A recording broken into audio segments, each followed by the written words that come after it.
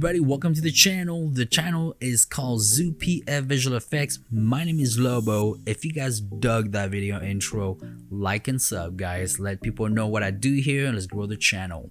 For those of you who are visual effects artists, you guys know how to do this, and you also can do a far better job. Now, if you can still learn from me, hey, that's totally cool too. Okay, that's what it's all about, guys. Just learning from each other and going out there and creating our own visions. All right, okay, the attempt in this tutorial is to create something that is as close as we possibly can to realism, making sure our 3D models are realistic looking, making sure our lighting system is realistic looking, making sure everything is proper so that the scene can look as realistic as we possibly can make it. And also utilizing ray tracing from After Effects and from Element 3D. So when you turn those two on, this is what you can create, which to me is pretty cool. To be able to push After Effects and Element 3D to create something like this, that's really cool in a 3D environment. Now, when you look at this, you'll be like, whoa, this looks really cool, it looks super real. But a part of you also say, but I know it's fake. And so if a part of you says, but I know it's fake, then the artist itself haven't reached what they were trying to reach, which is realism. Which is okay, because the goal of this was just to see what we could do. And to me, that looks pretty cool. But the next tutorial, hopefully I can push this to the next level too, okay? That being said, the one thing that I realized after I was done with this that After Effects was missing is the ability to truly create a real ray tracing lighting system. So just like back in the days how game developers did it, we're just putting lights all over the places and hope that it's recreating something that looks real. But do we actually know what the lights are supposed to do and how they're supposed to bounce off the walls and reflect properly? Absolutely not, because we don't. And I'm not a professional lighting artist, quote unquote. To me, this looked pretty cool, but is it real to its environment? Absolutely not. Okay, and so because of that, it's so important for Adobe to rethink After Effects. How can After Effects keep up with other software like Foundry, who understand this concept and build their softwares for visual effects artists? And I know that Adobe does other things too, but if After Effects is supposed to be for visual effects artists, I think it's time to super upgrade it so that we can do things that we never thought were possible, so that Element 3D from Videocopilot, Andrew Kramer and his crew, can actually take Element 3D to the next level. Because I think that's the reason why we haven't seen a new version, is because After Effects just isn't pushing itself to the next level. So Element 3D can only do so much. But for us to be able to create what you're looking at right now, guys, I think that's still pretty good. But is it going to be 100% realistic? Probably not. And so that's why I'm seeing a lot of shift over, and even myself, I'm shifting over to 3D modeling application software and video game engine software, where all those tools are right there in front of us, and we can create extremely large and realistic visual effects that looks really real. But that being said, that'll be maybe other tutorials down the road that I'll do with video game engine software or Blender. The 3D modeling software tool that I'm using right now is Blender. It's free and it is super powerful, especially version 2.8, so get that. All right, I'm gonna pause this really quick. These were just my quick thoughts on what I've discovered and what I think Adobe needs to do so that Andrew Kramer and his team can create the next version of Element 3D. Guys, Element 3D is super powerful. I needed to do so many tweaks within Element 3D to get this right, and without what Andrew Kramer and his team added with Element 3D, this would not have been possible. And so all those tweaks, super awesome from Element 3D. Okay, I think they've pushed Element 3D as far as they possibly can. It's up to Adobe now to push After Effects to the next level. Let's minimize that, and whoa, look at that.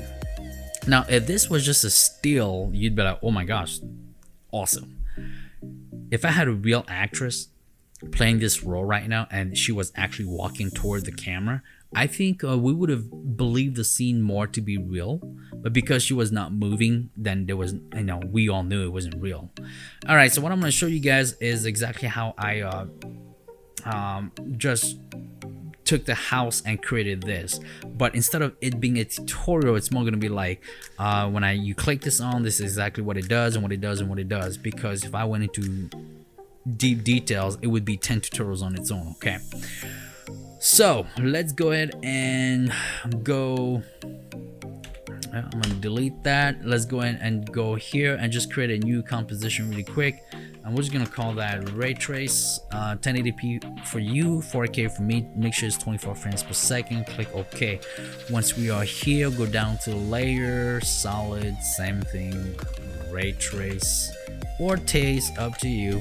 4K for me, 1080p for you. Go down to effect, Videocopilot, one of the most awesome third-party plugin for After Effects, along with Red Giant software. Okay, click Scene Setup here, and click on Folder. Double click on that, and just call that House. I built a house in Blender for you guys. I thought I'd be using so many 3D artists' work for these tutorials that I think it's time for me to create my own and make sure that you guys can use them too. So I think it's a fair trade-off, right? Don't you think so? I think so. So once you're here, here's your folder right here. Double click on that, go to OBJ, go to House, and click on the house, click OK, click on normalize size. Once you're here, this is what you'll see. As you can see, it's not perfect because I quickly did it in Blender.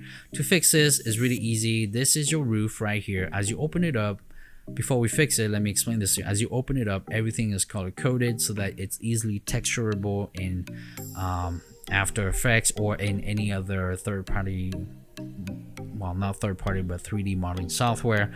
Now, the one thing you guys are gonna have to do is unwrap the meshes because they're color coded already. If you take it back to 3D modeling application software, you'll be able to tell the software to break each color apart so that you can, unwrap the meshes as they are. You're also gonna see this and you're gonna go, oh my gosh, what is this? For After Effects, I had to create a good bazillion walls so that I could have full control of the texture on each of those walls. But there's a specific mesh in here that is all the walls inside of the house. And so that's the one you'll have to use in your 3D modeling application software, okay?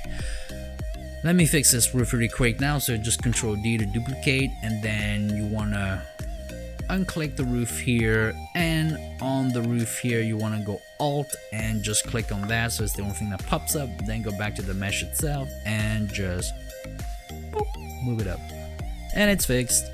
So if we unclick the roof really quick, all you guys got to do is just put all your stuff in here, and that's all that you need to do to create the scene that you want. But remember, this is not a 3D modeling application software or video game engine where they were specifically designed to handle a lot of information. This is After Effects, and Element 3D is basing itself off of After Effects, what it can handle. The more stuff you add in there, the bigger the file becomes, and it's really hard for Element 3D to handle it, which then because it's really hard for After Effects to handle it, okay? So make sure that anything that you throw in there in OBJs are super small in scale, but still very detailed. So that'll be up to the 3D modeling artist to be able to create that. Most LODs are super small, and you can put a whole bunch of, you can duplicate them over and over again and it'll be fine. Now LODs are specifically reduced so that they work perfectly in video games, but they look super awesome still. All right, okay, I'm done with that. Let's move on. So once you get here, I'm simply going to get rid of it because pretty much what you get is this. Once you put some textures in, you're adding stuff, it's supposed to look something simple like this, and then just create a camera, go to layer, new, create your camera, and decide where you want your camera shot to be. Once it looks like this, it's time to add our lights. Now, again, because After Effects cannot create a real lighting ray tracing system. Element 3D can also deliver on that part. All right, so Element 3D is just waiting for After Effects to be able to do it, so both can coincide properly in there. But that being said, all we're trying to create is this. Super easy, right? Blender, any 3D modeling application software should be able to do this. Now this is I guess, so to speak, this is Blender 2.8. this is a beta version, but EV is their like real-time, you know, ray tracing that you can see and you can do in real time. Super awesome. So a lot of things get created in here, and I just take it back to Element 3D and After Effects. And then the question now that I'm asking myself is, why am I still using After Effects if I can just do everything here in Blender? That is a great question. Eventually I will shift over Blender and just do everything in Blender, because it is a very powerful software that I think everybody should start using. Now, in here in this cube, I create an emitter. The emitter is my light right at the center. I have the opportunity to just shut it off and to turn it back on. Now, it doesn't matter what color I choose. As soon as I turn it back on, what do we see? We see light being reflected off of this whole entire mesh here. Okay, and it's even reflected right here, as you can see it. And so I was like, well, you know what, let me create another light and just put it next to it and see what it does. The reflection is really good, and it's reflecting off of this too. And you have the opportunity to tell each mesh how much reflection you want. And so that all by itself is recreating some pretty much real-time ray tracing in EV. Super powerful from Blender 2.8. Download it, use it. Now the shadows are super realistic too. And of course, you can do a lot of things to make sure the shadows look better as well, okay? And so this is just a quick explanation of what we don't have in After Effects, and this is why Element 3D can't evolve as well, because it's waiting for After Effects to evolve, okay? So what we have right now in Element 3D is really powerful already, but this needs to come from After Effects so that in Element 3D we can actually do it properly. Now, I haven't tried Cinema 4D with After Effects. Maybe you can do it in Cinema 4D, or maybe you can't, because again, After Effects can't do it. Okay, that being said, what we're trying to recreate is, you know, this realistic look here. And even though this is based on a video game, still this lighting just amplifies the look of what we're trying to do. In this shot right here, this was created by NVIDIA, just showcasing how the light, everywhere that there is light, it's being reflected off properly of everything. And so it's making everything look so much more realistic. All right, and this is what we're trying to achieve with Adobe After Effects. Now again, this can be achieved with 3D modeling software and video game engine software today in 2019. So hopefully we'll have that from After Effects soon, so that Element 3D can go to the next version. All right, now that I've thrown it all out there, if you guys have any comments, if you guys want to correct me in places I was wrong, if you guys you know, have additions you want to add, guys, leave them down below in the comments. All right, again, we're just all learning from each other, and we're pushing each other to see what we can do with After Effects and Element 3D. Now this is a scene, this is what it looks like, and we're supposed to take this to look like this to finally look like this. Okay, and so as you guys can see, lights have been put into our scene to recreate something that we think looks good, that looks right, but we all know in a way it's not right. So we're just guessing, just like game developers who were guessing back in the early days in their games. Now you don't have to do that anymore because of ray tracing from NVIDIA. Just click one button and everything's there for you. Now the next step is to make sure that our floor is mirroring everything, and that by itself already gives a little bit of realism, right? How do we do that? Again, man, Element 3D, awesome, super easy. So go to your scene, make sure whatever you want to reflect just reflects, and all you have to do is make sure you click on your OBJ, go down to reflect mode, and just click mirror surface. When it's on default, it looks like this: mirror surface, boom. But you also have to make sure that your glossiness is, reflecting properly. All right, and you'll also be playing with environmental multiplier and also reflectivity. Now we look like we just went to the club, but we don't want that. We just want to make sure it's a house.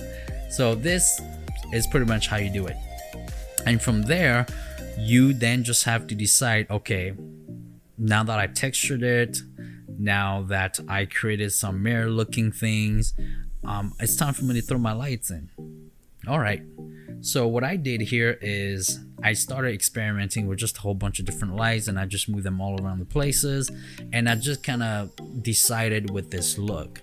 Yours will be differently. If you are an expert in lighting, you're gonna look at this and go, man, this looks like crap. But if you are not an expert lighting, you might go, whoa, this looks totally cool.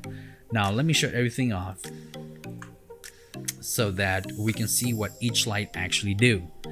All right, so my sunlight, which is the main light, when I click on it, it's giving me this look, and all by itself already, just like this, you might just go, whoa, this looks pretty cool. I'm actually just gonna keep it. Yeah, if it was sunset or sunrise, that's totally cool. And then I added a light from the top, and when I added a light from the top, again, it gave us that light coming from the top, just like how it would in real life. Even if your environment is dark, whatever light is there will still create some reflection of your hair from your back, or if you don't have any hair, from your bald head. And then of course we created a light from the back, and the light from the back too, it gives you a whole entire different look. It brings more light. Even if it's very subtle, it's still there. And so now we have light facing the girl.